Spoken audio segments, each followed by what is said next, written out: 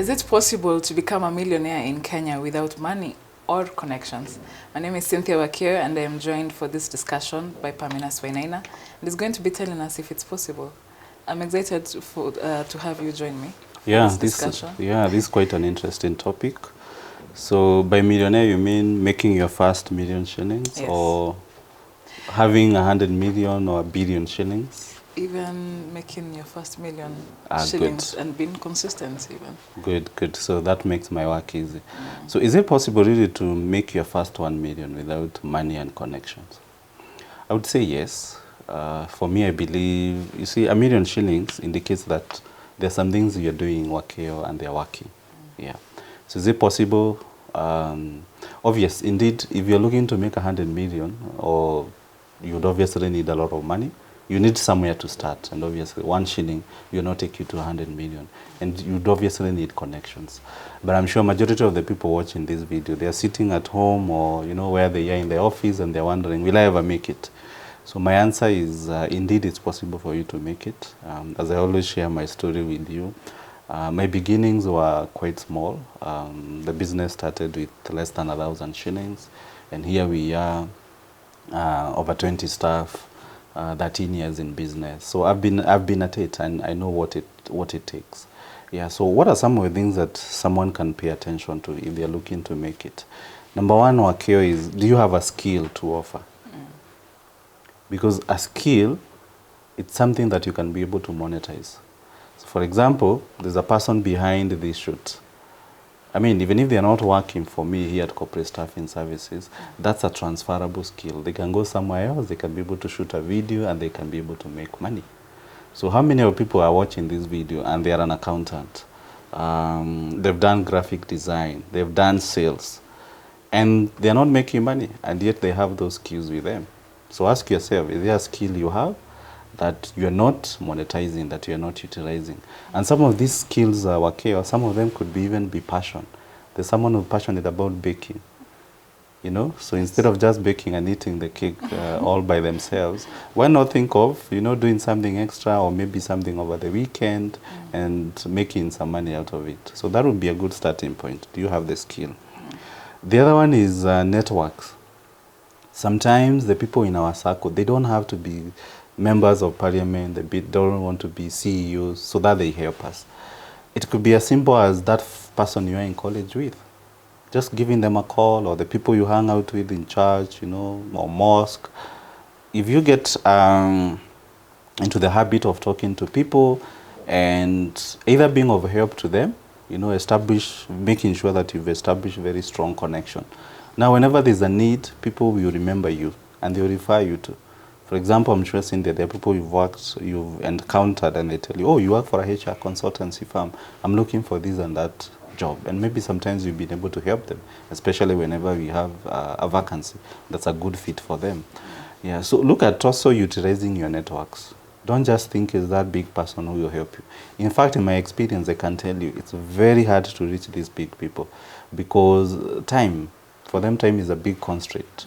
Yeah, so start small, appreciate the relationships you have, and see how you can be able to nurture those relationships by being a decent human being, being good to people, giving back to them, just that now when they have an opportunity, they will remember you. My third point is, don't just save, but invest. There was a study done that showed that when it comes to saving, women do a very fantastic job. So they have a lot of money in the bank compared to men. Men, they don't save. What do, Cynthia? They invest. And that makes a lot of a difference. I'll give you an example. If today you save 100,000 with your bank, guess how much they'll give you at the end of the year? 8%? Nope. 6%? They'll give you, if they give you 2%, you'll be so lucky. Oh. So can you imagine someone has had your 100,000 for a whole year, 12 months, and then come January 1st, the next year, they give you 2,000 shillings. Yeah. Does not make sense. Exactly, doesn't make sense. But if you invest this money, let's say you take it to treasury bills or bonds, which pay like 10% minimum, and this year we've seen a high of 13%. Me, I'll be getting 13%. I'll be getting 13,000. Really, as you're getting 2,000. So we could even be at the same income level, but look at the difference. Someone is getting 5 times, and the only thing they've done is, for them, they focused more on investing as opposed to saving. It doesn't mean also that you take all your money to investment, because investment is risky. However, is to ask yourself, whenever you find that you've taken care of the emergency fund, I would highly recommend that the rest of the money should not remain in the bank. Just make sure you invest. Yeah. Which comes to my 4th point, your ability to take risks. For you to invest, make money, you must take a risk. Starting a business is taking a risk. Going there, monetizing your skill, it's a risk. Talking to people, seeing they are strangers, or even people in our circle, sometimes it's a risk. But how are you going to make it if you don't embrace risk as part of our life? And what I've learned is there's nothing that is guaranteed. We are not even guaranteed the next 1 or 2 hours. We may not be around. So it's in your best interest. Take risks, push yourself out there, because there are only 2 outcomes. You're either going to succeed or fail, and even if it doesn't work out, you'll have learned a lesson. Yeah. Is there something else I've not left out? Maybe wash. Wash. No. Don't engage in criminal activity. Yeah, for sure, don't engage. But there are 2 things I would want to emphasize on. Time management is key. Now, a lot of people, how do we spend our weekend? Majority of us, we spend our time on activities which are really not adding value to our life. I know most of us are glued on Netflix, Showmax. How does that help your life?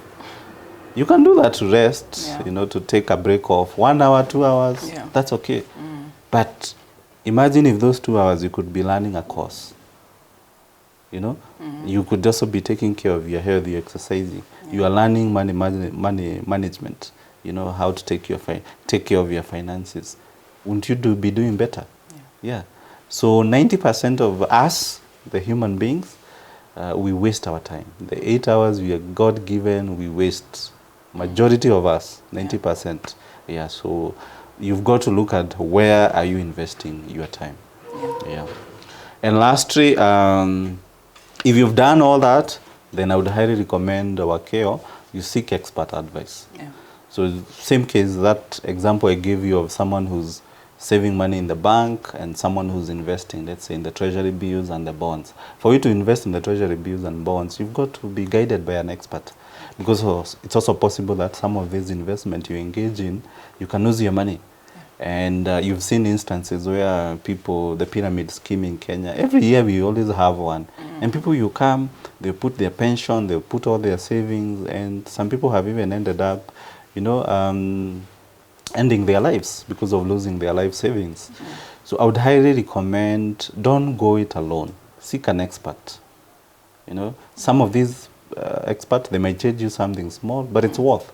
If I come, I charge you, let's say, 2,000 shillings. If I'm a financial advisor, I'm not, but I'm just giving an example. And I show you, I empower you such that now you can be able to know where to save these 100,000. And even when you make more money, you'll be better off. As someone who says, well, Pamina's told me to invest, and so I'll do A, B, C, D. And then you find yourself, you've burnt your fingers. So it's always good to seek experts. And that's the whole essence of this channel, to be able to educate people on how can you be able to start a business, how can you be able to stand out. Yeah. All right. Thank you for those tips. I'm sure I'll be applying them into my life. Oh, yes. I hope 1 year later you will be successful. Yeah. Thank you. Karibu. Thank you for watching, and for more tips on how you can start a business in Kenya, this is a channel for you. Please subscribe, share the video, leave a comment for us to discuss a topic next time, and we'll see you in the next video.